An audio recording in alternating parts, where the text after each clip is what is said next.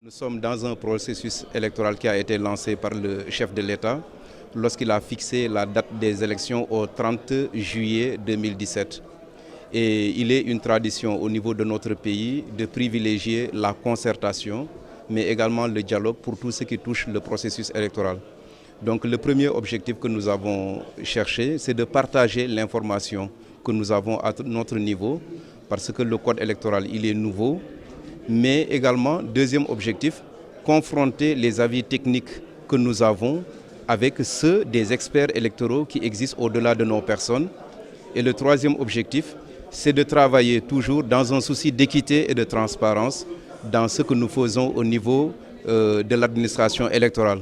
C'est dans cette triptyque que le ministre de l'Intérieur et de la Sécurité publique, chargé des élections, et le directeur général des élections m'ont chargé, ainsi que mes collaborateurs, de rencontrer les acteurs politiques pour leur partager la façon dont il nous faudrait constituer et déposer les dossiers de candidature pour les élections à venir. Nous avons essentiellement insisté sur les délais.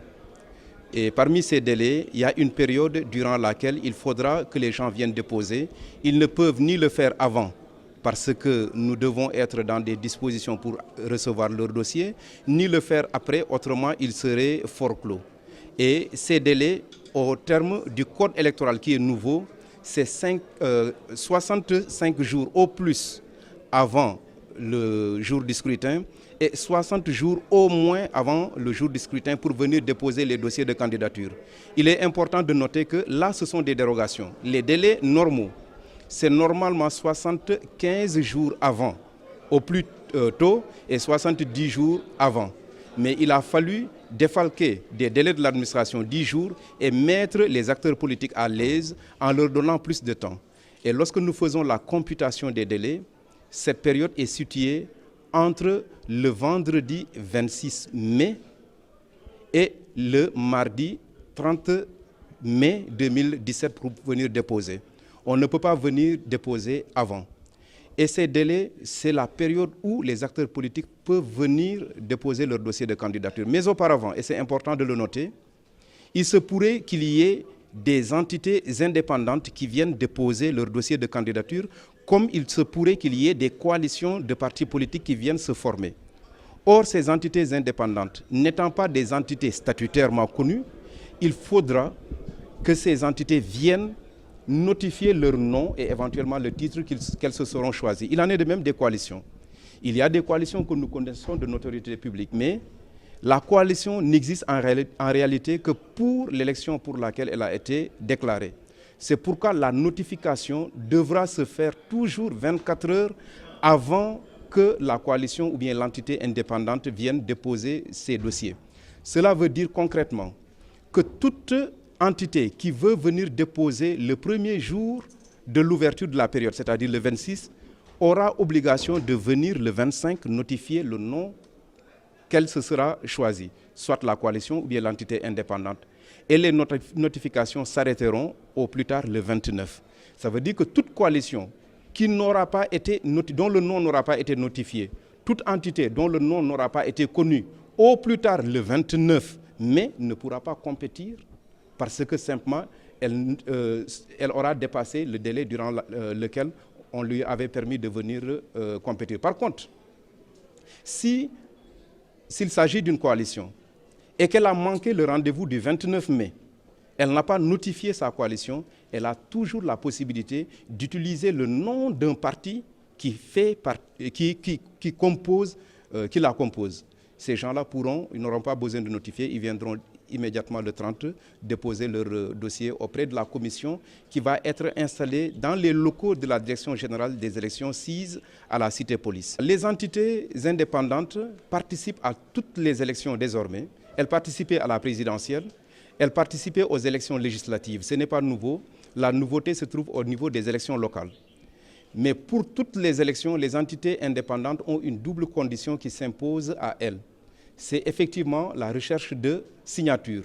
C'est ce qu'on a appelé le parrainage.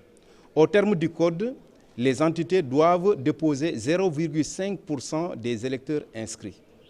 Or, à l'allure où nous allons, il est indéniable que c'est le nouveau fichier qu'on va utiliser pour les élections à venir. Or, ce fichier, nous allons vers au moins 6 millions.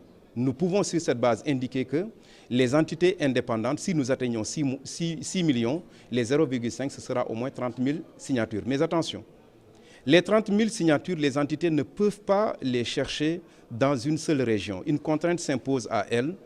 Elles doivent les chercher à raison de 1000 signatures au moins dans la moitié des 14 régions, c'est-à-dire 7.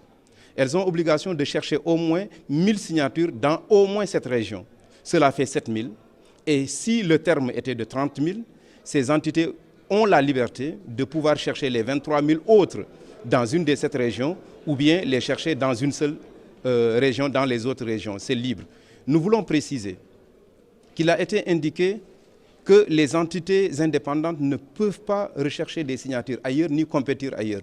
C'est peut-être une erreur qui a été faite de bonne foi, mais les entités indépendantes peuvent rechercher et leurs signatures à l'extérieur comme à l'intérieur du pays, peuvent présenter des candidats ici comme à l'extérieur du pays. C'est le code électoral qui indique que pour l'extérieur du pays, lorsque dans un département, un pays a au moins 40 000 électeurs inscrits, ce pays a d'office 2 députés. Or, dans un des départements où effectivement se trouve la France, qui a un nombre d'électeurs inscrits dépassant les 40 000, dans ce département, effectivement, c'est la France qui est concernée. Et la France, au moment des investitures, il y aura dans toutes les listes qui veulent compétir au niveau de la France, ils ont l'obligation d'investir au moins 2 candidats venant de la France.